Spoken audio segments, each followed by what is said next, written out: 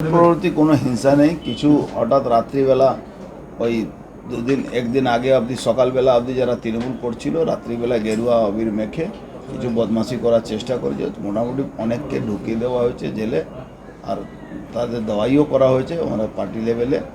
আর ওই ধরনের কোনো লোককে আমরা ভারতীয় জনতা পার্টিতে আমাদের আইডিওলজিতে এসব ফিট হয় না।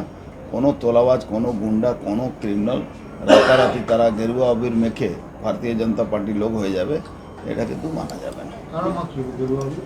ওই যারা তৃণমূল করেছে, তৃণমূল করতো, হঠাৎ রাত্রিবেলা তারা বিজেপি হয়ে গেছে। কালকে আমরা অবাক হয়ে গেছি, এরাও বিজেপি করে।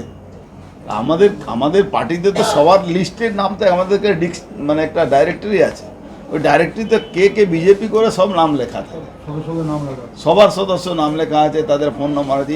এরা আবার কারা খুঁজে খুঁজে পেলাম আমরা, এসব তৃণমূলে মাল গেরুয়া বীর মেখে ময়দানে নেমে গেছে, ওরা নাকি বিজেপি হয়ে গেছে। আমরা উচিত ব্যবস্থা করেছি।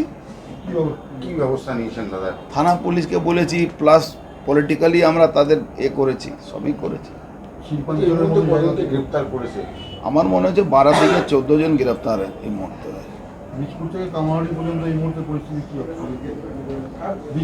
পুরোপুরি কন্ট্রোলে আছে আমাদের, পুরোপুরি কন্ট্রোলে, কোনো অসুবিধা নেই, পুরোপুরি কন্ট্রোলে আছে।